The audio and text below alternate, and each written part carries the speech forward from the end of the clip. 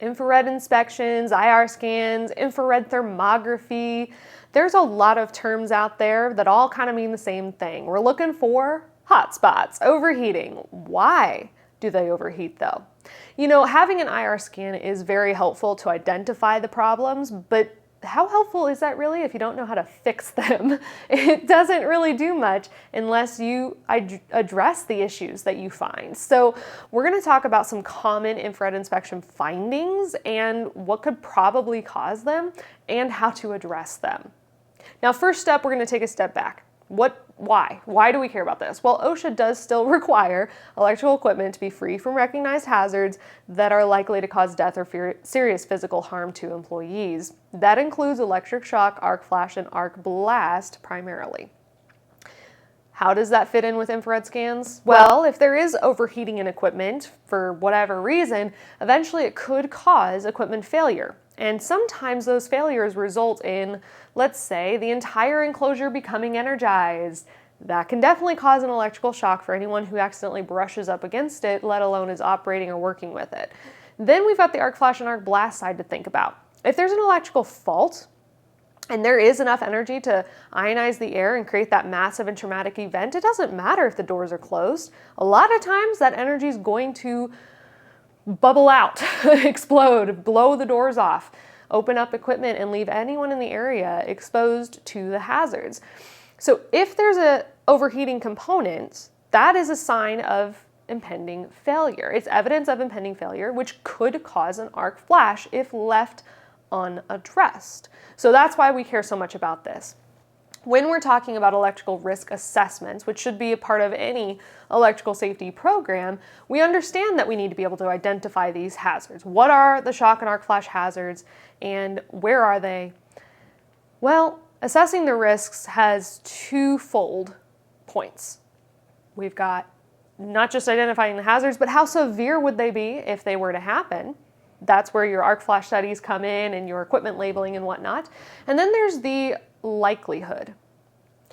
What are you doing changes the amount of likelihood. What's the qualifications of the worker? What's the physical job conditions? But also the condition of that equipment. That is a major factor for the likelihood of something going wrong. If there are hot spots identified, your likelihood of an electrical incident has just gone up. We'll just leave it there. It's gone up quite a bit depending on how much of a hotspot you have. Then we have to implement those risk controls. Well, what are we looking for? Risk control for results of an infrared scan and dealing with hotspots often boils down to identifying, well, what's causing that hotspot and how do you fix it so that you eliminate that overheating, which again could lead to unexpected downtime, faults, all kinds of issues. So a major factor being condition of equipment means that you need to inspect your equipment on a regular basis, but certainly any newly installed or modified equipment should have a thorough inspection to make sure it's compliant before you put it back into service or for the first time. But also just in general, we need to have elements that consider condition of maintenance, because again, if it's in poor condition or questionable condition of maintenance, it could cause serious injury to workers or really anyone in the area. In order to address condition of equipment for our risk assessments and workplace safety, we look to the NFPA 70B. Now, of course, the 70B, the standard for electrical equipment maintenance, goes hand in hand with the rest of the cycle of electrical safety. The installation requirements found in the National Electrical Code and, of course, the NFPA 70E, which is the standard for electrical safety in the workplace, telling you what safe work practices to employ, how do you know they're qualified, that kind of thing. But the 70B is really to help prevent equipment failure in a way that could cause damage to other equipment or persons. And of course, protecting and safeguarding persons is more important than equipment or property, but it is still part of it as well. It's almost like an after effect. If it's in a condition that it's not going to fail and blow up, so your people are safe, well, if it doesn't fail, if it doesn't blow up, the equipment's safe too. That's just a byproduct of it. But the main goal should always be that personnel safety. Now, this 70B essentially can be your one-stop shop, if needed, to building a maintenance plan but it shouldn't be if you have other resources. In other words, you do still need to reference your manufacturer's instructions when building your electrical maintenance plan. It does not need to be used, the 70B does not need to be used to duplicate or supersede manufacturer's instructions, but it should work hand in hand with it. Or if you don't have those, then the 70B is a great place to start or to fill in those gaps. Where does the 70B apply? Well, just as a reminder, it's pretty much everywhere that the National Electrical Code and the NFPA 70E also apply. So anywhere that you're going to have maintenance for electrical, electronic, and communication systems and equipment in industrial plants, institutional and commercial buildings, and large multifamily residential complexes. So pretty much everyone I'm talking to today, more than likely. In the NFPA 70B, it does specifically call out infrared thermography requirements. And let's just break down what it says here. Infrared thermography shall be used when required to verify temperature differences. So delta T, what is the delta? What is the difference? Of similar electrical components under similar loading and comparison between electrical components and ambient air temperatures. So all accessible and necessary covers shall be removed prior to infrared thermography inspection to provide a clear line of sight to the equipment being scanned. You got to take the covers off. Okay, I'll get back to that. Temperature differences between the area of concern and the reference area shall be documented. You do need to make sure that that is clear and documented. And they shall be performed at normal circuit loading. It's going to be energized under normal load conditions. So if it's energized under normal load conditions and you have to remove the covers to take the scan, what does that tell you? You need qualified persons with PPE and boundaries established and job safety plans and risk assessments completed and all the wonderful other things that you do anytime there is especially intentional exposure to those electrical components. Again, 50 volts or greater, if you're going to be in there by yourself doing this stuff, you need to be qualified to whatever level is necessary for your safety. Now, again, type and extent can be varied, and we've done a whole bunch of material about what it means to be qualified and how you can specify those and have different levels depending on what the responsibilities are, and so you can go check that out if you need more detail. But that doesn't take away from the fact that somehow, some way, whatever's appropriate to the level of the task, they need to be qualified and protected. So it's not just any old Joe Schmo that grabs a camera, infrared thermography camera, and starts taking snapshots, hoping for the best, all right? And it does need to be under normal load conditions because frankly, if you do it while there's a shutdown, what are you looking for? The heat comes from the drawing of the current to run things, simply put. So if it's all off, you're not getting that current draw, it's not going to show up if there's overheating issues. So if that's not feasible for some reason, it needs to be not less than 40% of normal circuit loading to do these scans. Again, this isn't going to be done during your shutdown week whenever all the other maintenance stuff is going on. It needs to be done during normal operations, because the circuit loading characteristics shall be documented and retained for future reference. So again, this isn't something that you can just skate by and hope for the best. Normal conditions, and document that it is in fact normal conditions that you're doing this. And it's also, frankly, going to be useless. If you're doing it just to check a box and hey, we've got a downtime so people have time to go around and do this, okay, we'll check the box, then you're not really getting the benefit out of it. And you're not complying because it has to be under normal load conditions. Have I said that enough? I feel like I have, but I've definitely seen plenty of reports or attempted infrared scans where everything was shut down. So maybe I haven't said it enough. Normal circuit loading, guys, at least 40%, but preferably just the day-to-day typical loading. And take the covers off, be qualified, be protected. All right, I digress. So what does that look like? Well, you're going to get an actual infrared camera. There's various types and sizes and complexities and prices for these things. It depends on essentially whether you're doing it internally or contracting it out or how often you're using these or what your comfort level is. The more complex and frankly more pricey options also are more specific and detailed on what you're getting. So it can be worth it. So if you're taking a scan, let's say, of the face of a breaker panel, and the dead front's still on because you're just doing a quick spot check. You're not doing the full thermography analysis. Okay, that's fine. That's one thing. But the moment you start opening stuff up, remember, got to be qualified 50 volts and greater and got to be protected appropriately, including boundaries for everyone else to stay protected. All right, I digress. If it's less than 50 volts to ground, technically, yeah, you can do your risk assessment and determine maybe I don't need those additional steps. Still be safe, still be cautious, but if there is no exposure to anything 50 volts or greater, then that's a judgment call. Again, under typical conditions, because if it's some reason there's an increased likelihood of injury due to burns or arcs or anything like that, so it's low voltage but super high current, you still need to be protected, that kind of thing. I digress. Normal conditions, less than 50, that's up to you guys. But most of the equipment that you're going to be mainly concerned about and doing these infrared scans for the sake of your safety and the safety of your equipment, longevity of your equipment, they're going to be the higher stuff. So you're going to fully suit up to whatever that hazard level is, like this example here.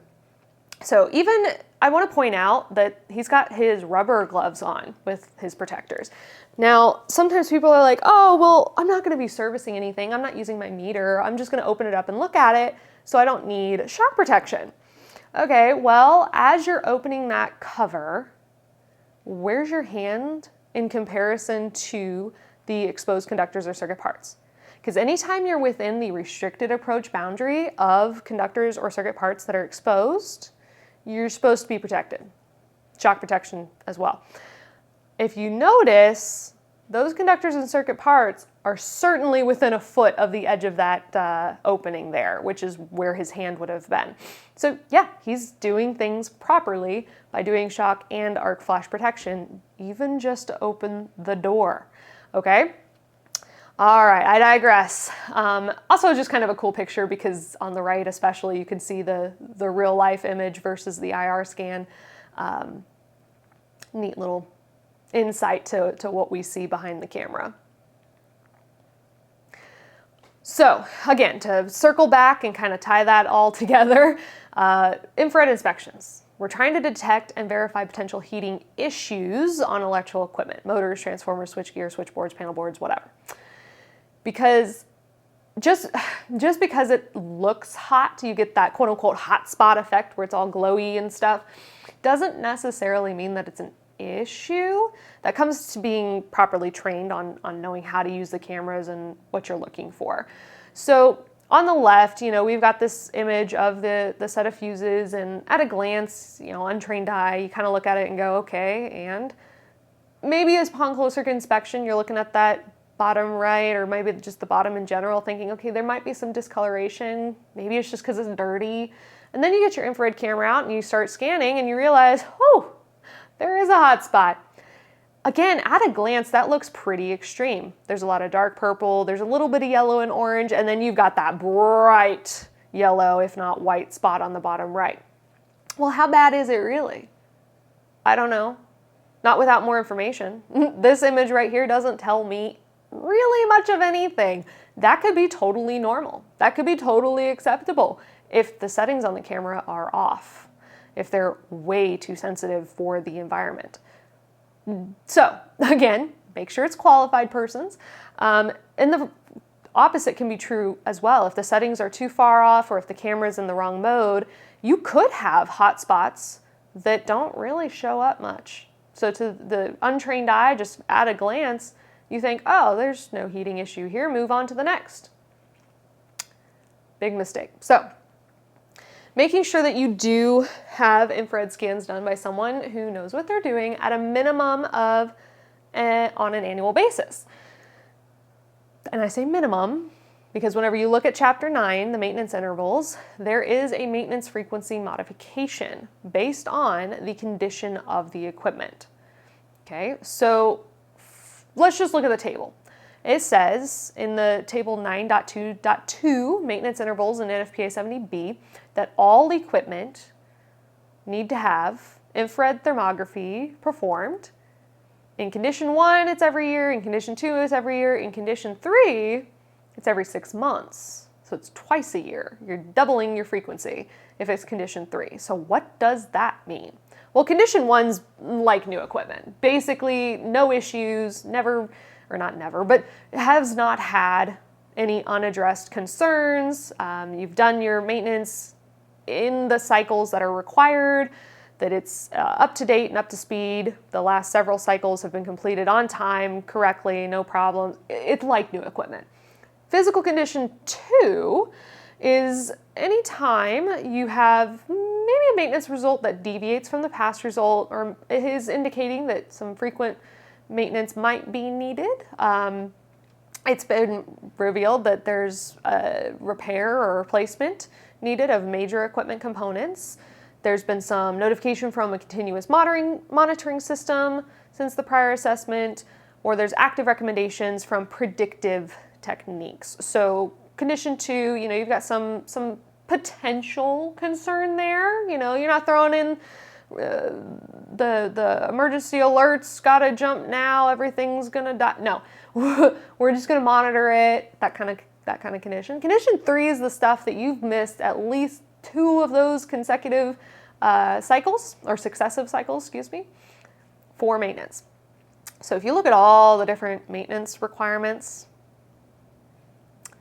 you probably have equipment that's missed at least 2 successive maintenance cycles, okay? Just to be fair. So you probably have a lot of equipment in physical condition 3. Or something has been revealed as a major issue the previous 2 cycles. So maybe you did the maintenance, you did your scan, there was an issue, you did some maintenance, you did the scan, there was an issue. Okay, now it's in condition 3. You've got a recurring problem, active, unaddressed notification of monitoring systems, or there's some kind of urgent action that's been identified. So this is the stuff. The other items later on condition 3 list are pretty clear. Like, this is an obvious issue. You're having problems with equipment. It's a consistent issue. You haven't been able to fix it in a way that stops the problem from future issues. Or the simpler one that everyone just loves, you've missed the last 2 successive maintenance cycles. Even if there's not been an issue found. You just haven't done your maintenance cycles in a year or more for all the things, for all your equipment. Not calling anyone out specifically here, but I know a lot of people will look at this and realize a lot of my equipment technically is condition 3. All right, so that means every 6 months until proven otherwise for some of you out there. Judgment call you get to make there. When you do your infrared scans, there should be some kind of report telling you, especially if it's a full infrared analysis, do a report telling you what was looked at, just so you have documentation that what needs to be looked at was, even if there was no deficiency, you need documentation that it was looked at. And if there is a problem, it should tell you, it should point that out instead of having you comb through and hopefully realize there was an issue with something. So ours, for example, it'll straight up be sorted, worst issues found, critical deficiency, bold, red, hey, pay attention to this. Those are the first ones that are going to show up in the report, and then we'll work our way down from there, probable to potential to just no deficiency at all. But I'm going to work bottom up. So no deficiency first. Let's see an example of that. So here's an example from one of our infrared reports. This is what the page could mostly look like. There's some info cropped out that's not relevant to the topic today, but you look at that image, especially in the top left here, and at a glance, to the untrained eye, it looks like there's a couple pretty good hot spots. But in reality, we look at the scale, all right? So the dark purple in this image, the low end of what the camera's reading is 60.7 degrees Fahrenheit. And the high end, that bright yellow, the glowing white, is 68.4 degrees Fahrenheit. Okay, so clearly not an overheating issue. That is well within the normal range. It's gonna be normal loading on circuit breakers versus ones that are not being used currently even. And it's of no concern. It's a typical electrical load here. No recommendation needed. So like I said, you don't want to start jumping in, troubleshooting, and trying to fix stuff if there's actually no issue either. be trained, be qualified on how to use these cameras. That can save you a lot of time. Now, what about a potential deficiency? Well, if the difference in temperature is a little more than what we like to see, at least between similar components under similar loading, like these single pole circuit breakers, we're gonna say, let's monitor this. We're gonna take some action and give it some attention, put it in the maintenance schedule somewhat in the near future, that you can get it done and monitor it every now and then. More than likely for this one, it's a connection issue. So either cleaning's been needing done or it needs to be retorqued or something like that. That's very common. Moving on to a probable deficiency. So it's a larger delta here. On the low end, the camera's reading, just the room, the environment is 72.9, so basically 73 degrees Fahrenheit. On the high end, it actually is getting up there. We're looking at 152.8 degrees that the camera's reading in that frame. So that is a probable deficiency. That is something that we're going to be calling out and worried about. And the delta called out here is actually going to be between similarly loaded components rather than the ambient error necessarily, although we document both. And so similar components under similar load, we would expect to see similar amounts of heating within the range of what they're rated for, but in this case, we actually saw some heat deviation over the other phases. So it's recommended to check the conductor terminal connections and make sure that they're properly torqued using a torque measurement tool, making sure you don't over torque as well, and clean the connections if necessary. That's going to be a very common issue, I can tell you. In this example, we see critical deficiency. So the delta is above and beyond what we would be considering normal. And note that as I'm going through this, there's kind of two different ranges that we look at. So it's comparison between similar components under similar loading versus comparison between component and ambient air temperature. So there is a point in which it's not just about the loading difference or the different components compared to each other. It could be that the environment versus the equipment, it just does not make sense to have that big of a difference. But again, in this case, we're looking more about the difference between the components. So the heating deviation seen between A and C phases can indicate that there is a problem. Since they're all the same types of fuse, we default back to checking the connection points. Sometimes, though, the deviation is because of improper fuse types. So you have mix and matched, fits it ships kind of mentality with fuses a lot of times. People just grab whatever's available, and then you get some odd combinations in there. That's going to cause overheating. One of those, or all of them, depending on your system and its requirements, could end up overheating and causing weird failures at weird times. Or if there is a fault downstream and it's trying to clear that, one fuse might operate, maybe two, and then you've got another one that's still going because it's not clearing that fault yet. So there's all kinds of reasons to avoid that, not just avoid infrared scan, issues adding to your punch list of things to do. So the difference between the probable deficiency versus critical deficiency, probable deficiency says, schedule repairs when you can, like get it on the schedule sooner rather than later, monitor until it's fixed. Critical deficiency says, stop what you're doing. This is bad enough that we need to take some action before it gets any worse. This is a problem waiting to happen, and it could happen at any moment. So we're going to take extreme care anytime we see these major deltas in temperature. So what are these most common infrared scan findings? What is causing these hot spots? By far, the number one issue is loose connections and poor contacts. Because if you have a loose connection, or the contacts are corroded or rusted, or just not snug, not making a good contact, then you've got extra resistance. And of course it's going to heat up if that's happening. So clean them, tighten them, not over tight to where it's pinched or going to cause damage on the other side of it. But that's going to save you from a lot of those future hotspots. Another one would be failing or improperly rated components. So if it's been used like a breaker, it's been used to clear faults several times already, and you're really supposed to be switching that breaker out now because it's past its duty cycle, its life cycle, but you're still using it, yeah, it could fail. Eventually, it's going to be overheating. It's not going to clear those faults anymore. It could spot weld shut, and even whenever you turn the handle off, it'll break loose and still be energized. So let's replace those. Same idea with fuses. You know, you don't want to be putting stuff in that's not properly rated for the system requirements. If it's overloaded, maybe the circuit, the wiring is overloaded, you've got oversized breakers, fuses, relays, things like that, and now the wires are carrying too much current or something like that. You're drawing too much current because you've got a larger motor than what your circuit is rated for. Yeah, that's going to cause some heating and very quickly cause some breakdown and all sorts of issues. And then there's also unbalanced loads for whatever reason in three-phase systems. Not as common that it ends up truly being an unbalanced load. A lot of times it points back to loose connections, although it could happen. So that's something to do some further investigation and tests if the loose connection fix doesn't actually fix it.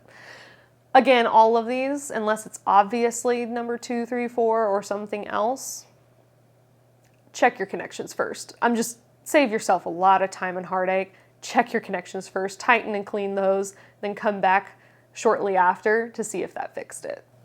After a certain point though, that critical deficiency, if it's above and beyond anything we should see, you're talking about replacing components. All right, we're gonna be highly suggesting, because it's gone way past what it's designed to withstand, and there could be permanent damage to the physical material involved.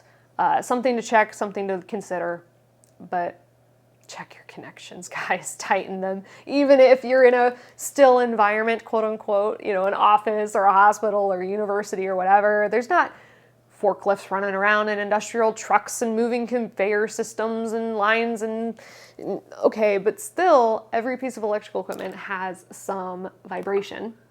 And so even in our nice office here with just, you know, studio and lights going on right now and computers, we're still going to have to tighten connections every now and then to make sure that the natural vibration from electricity being utilized hasn't loosened them to the point of causing issues, such as overheating, which can be found through infrared scans. All right, so what should you do? Well, first up, audit and update your electrical maintenance plans to ensure that they're actually including those annual infrared inspections at a minimum. Again, it's every electrical equipment that needs to be scanned is going to be under normal load conditions. That means equipment's on and running, and therefore you're opening it up while it's on and running. There's exposure to the hazards. So dealing with electrical hazards, arc flash and shock protection is part of IR scans. So do you have your arc flash study done? Do you have your equipment labeled for the shock hazard levels, the nominal voltage? If not, how can you safely do infrared scans? Guess you got to figure that one out. So the other part of it is ensuring whoever's doing that scan actually knows what they're doing. Again, quick spot checks and people who have a general idea of what to do with those infrared cameras can save you a lot of time and heartache, especially if you have older equipment or common issues to worry about. But ultimately, what you really need is someone who has been trained on the use of those thermal imaging cameras that you're using or that they are using to avoid false readings and to make sure that they are qualified to be exposed to those electrical hazards, that they know how to do their risk assessments and job safety plans, and they know what PPE is required and when, and how to establish those boundaries and all the wonderful things involved there. So part of what we can do to help would be just take care of it for you. Take it off your hands. Don't have to worry about training up people or getting special equipment. We've got it all already. So just hire somebody to come in and do it. That's usually the better option for at least the annual requirement, because you get the full analysis, you get that nice report. So you got your documentation. It tells what we scanned and why, and what were the conditions and the settings and all the things you need to know. It's all documented. Whereas your quick checks that, you know, maybe you have one, but you're just walking around doing things as you're doing other maintenance protocols or troubleshooting. It's not quite the same. You're not getting that documentation more than likely, and it's probably not getting reviewed by a professional engineer or someone who's certified in thermography. So yeah, having that full report, at least on an annual basis, can go a long way. And again, it'll give you that punch list as far as what to tackle first, and the priorities thereafter. Of course, we can help with many other things as well. Arc flash studies, safety training, equipment audits, writing electrical safety programs, and making sure, of course, that those infrared inspections are done properly for you, as well as some other things.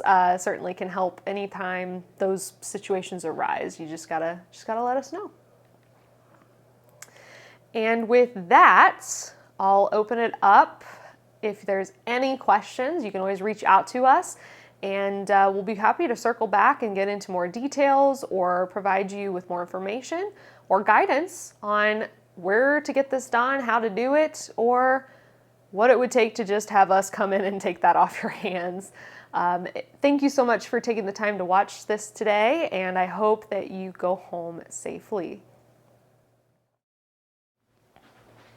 Also, Merry Christmas and have a Happy New Year.